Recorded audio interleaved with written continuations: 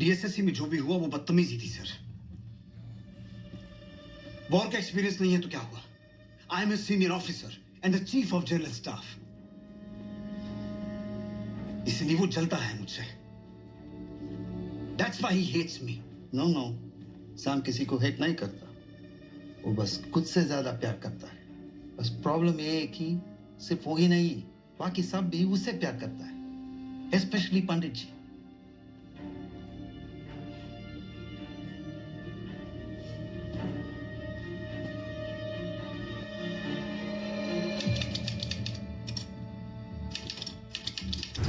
Finally, the transplant is done, and honestly speaking, this is my honest feedback.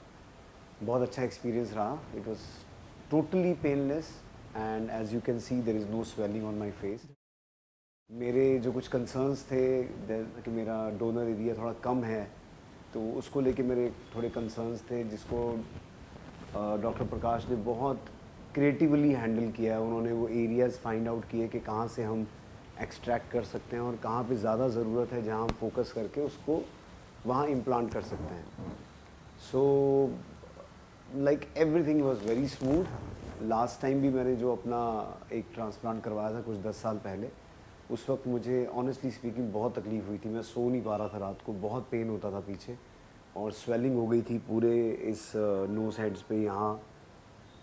तो एक और concern जो मेरा था शुरू में एज एन एक्टर, कि आपका लुक चेंज हो जाता है बिकॉज आपको बाल पूरे निकलवाने पड़ते हैं. इस बार भी मैंने डॉक्टर प्रकाश से पूछा था कि हम बिना बाल निकाले कर सकते हैं. अब एज एन एक्टर मेरा भी ये कंसर्न था, मैंने भी उनसे कहा था कि मेरे पूरे बाल मत निकालिए, but there is a very important reason behind it, and I would suggest कि डॉक्टर प्रकाश खुद उस बारे में आपको कुछ बताएं तो दैट वुड बी बेटर. कैसे हैं सर अभी? Much better sir, thank you. Much better. Okay, comfortable now? Yes, very comfortable. जो लाइक कोई पेन नहीं हो रहा है, कोई स्वेलिंग नहीं हुई है, as you can see, and I slept comfortably, बहुत पीसफुली. तो मेरा वो जो एक कंसर्न था, जो मैंने आपसे पूछा था कि आप बाल मेरे पूरे ना निकालें तो ऐसा पॉसिबल है क्या, फिर आपने मुझे कुछ एक्सप्लेन किया था. There is a technical reason behind it. If you can just explain it to them. Sure.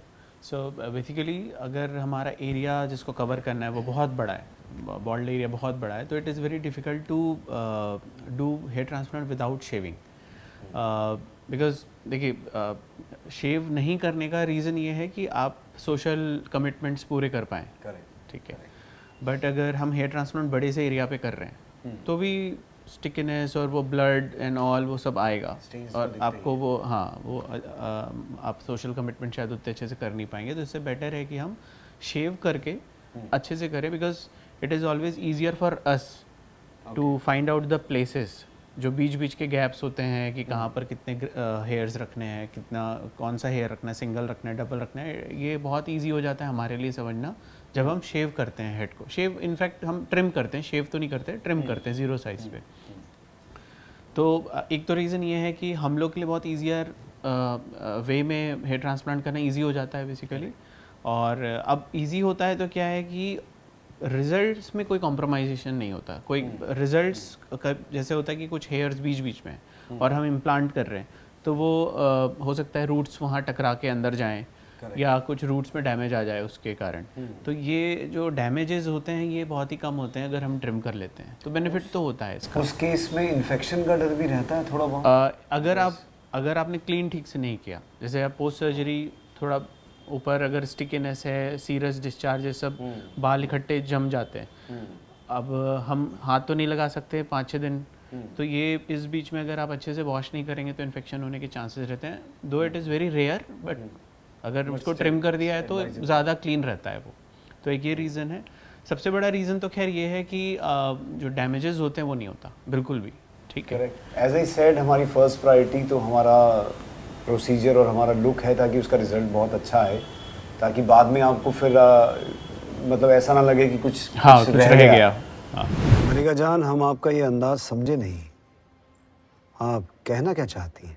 यही कि आपको अपने आंगन में उतरी हुई चिड़िया के पर गिर लेने चाहिए. इनके भाईजान आला सरकारी अफसर हैं, सरफराज. माशाअल्लाह. इनके भाई सरकारी अफसर हैं तो इनके अब्बू किसी मिनिस्टर से कम नहीं होंगे और इनकी अम्मी कहीं की मलिका होंगी। एक और बहुत इंपॉर्टेंट चीज़ है जो मेरा पर्सनल एक्सपीरियंस है, जो लास्ट टाइम भी मुझे हुआ था सर, कि मेरे को लास्ट टाइम बहुत स्वेलिंग हुई थी। मेरा ये पूरा ये नोज़ हेड, ये आईज़, यहाँ तक कम से कम एक हफ्ते तक वो स्वेलिंग रही थी and it was quite painful. So इस बार लेकिन कुछ भी नहीं हुआ है अभी तक। सो क्या हमने ऐसा यूज़ किया है या कैसे हम ये करते हैं कि स्वेलिंग नहीं आती? देखिए, स्वेलिंग थोड़ा बहुत आना तो लाजमी है ना। पेशेंट को हेयर ट्रांसप्लांट जब भी होगा, वो जो हल्का फुल्का स्वेलिंग है वो आना ही है और वो नॉर्मल है। कई बार पेशेंट डर जाते हैं। स्वेलिंग भी किसी को ज़्यादा किसी को कम आ सकता है, इसमें कोई बहुत बड़ी प्रॉब्लम नहीं है। बेसिकली फ्रंट में स्वेलिंग ज़्यादा आता है। जब हम फ्रंट हेयर ट्रांसप्लांट करते हैं तब थोड़ी स्वेलिंग आती है, और ये स्वेलिंग सर्जरी से ज़्यादा जो हम सलाइन इंजेक्ट करते हैं स्पेस बनाने के लिए और एरिया को बेटर रखने के लिए, ब्लीडिंग कम करने के लिए, वो सलाइन ही होता है जो फेस में धीरे धीरे नीचे आता है, जो ओपन जो स्पेसेस होते हैं उसमें इकट्ठा होता है और 2-4 दिन रह के वो चला जाता है, एब्जॉर्ब कर लेता है बॉडी खुद। तो वैसे कोई प्रॉब्लम नहीं है स्वेलिंग में, बट स्वेलिंग फ्रंट में ज़्यादा आता है और बैक में कम आता है। दूसरा, कुछ मेडिकेशंस भी होते हैं जो हम साथ में देते हैं ताकि आपको स्वेलिंग कम आए, ताकि आप जल्दी से अपने नॉर्मल एक्टिविटीज़ रिज्यूम कर पाएँ। तो ऐसे कुछ मेडिकेशंस भी आते हैं जो आपको दिया हुआ है ताकि स्वेलिंग कम आए।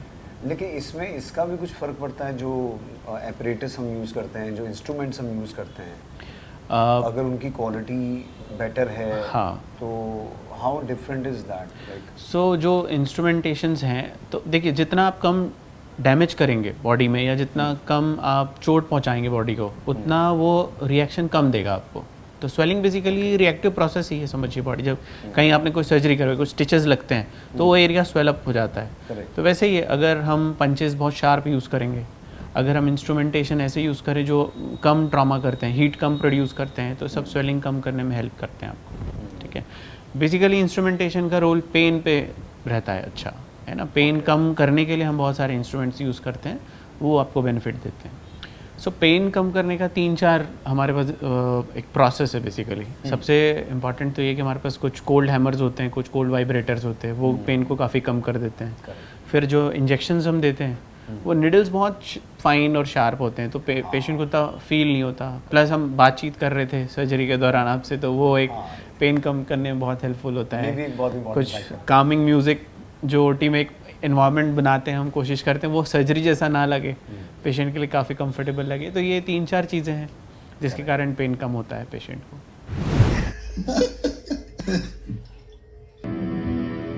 जमीर, जमीर भाई, जमीर।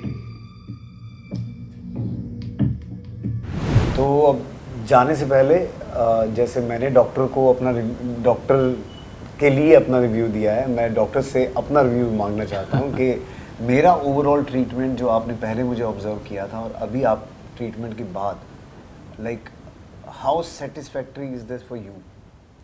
सो देखिए, आपका जब सर्जरी मेरे पास आया तो एक तो बहुत चैलेंजिंग सर्जरी रहा है आपका। सो ऐसे कुछ केसेस जब आते हैं हमारे पास और जब उसको कंप्लीट कर लेते हैं तो हम लोग को काफ़ी सेटिस्फेक्शन मिलता है कि इस ऐसे केसेस जो कहीं अच्छे से नहीं हो पा रहे हैं या बहुत डिफ़िकल्ट है जिसको करना, उसको आप सक्सेसफुली एग्जीक्यूट कर पा रहे हैं, तो ये सेटिस्फेक्शन हमको देता है इनफैक्ट। तो मेरे लिए तो बहुत अच्छा केस रहा, और जो हमने सोचा था, जैसे प्रायोरिटी सेट किए थे हमने कि ये एरिया करना है, फिर ये एरिया करना है, एंड जो नंबर ऑफ़ ग्राफ्ट थे इनफैक्ट जो मैं सोच रहा था कि इतने हम कर पाएंगे, उससे थोड़ा सा बेहतर ही मिला हम लोगों को। और ओवरऑल जो रिज़ल्ट हमारा एक्सपेक्टेशन है, जो मैं विजुलाइज़ कर पा रहा हूँ कि आज से 6-7-8 महीने बाद जो आएगा, तो I think I am satisfied with the procedure end result के लिए मैं आई एम रियली होपफुल कि आपको वो अच्छा लगेगा और आप जो चाहते थे वो आपको मिल जाएगा उस हेयर ट्रांसप्लांट से। एंड एज अ पेशेंट आपने बहुत कोऑपरेट किया, बहुत, आपका पेशेंस लेवल बहुत अच्छा है, मतलब मेरे से ज़्यादा पेशेंस लेवल तो आपके पास है। That's a real compliment. So it is always better to have patient like you कि जिसका मैं मतलब हम भी बहुत ही कंफर्टेबली कर पाते हैं सर्जरी, और वो भी बहुत ट्रस्ट करते हैं हमारे ऊपर, और जो एक प्रोसेस होता है, बहुत ही स्मूथली हो जाता है। खिलजियों की सेना आज शाम तक चित्तौड़ पहुंच जाएगी।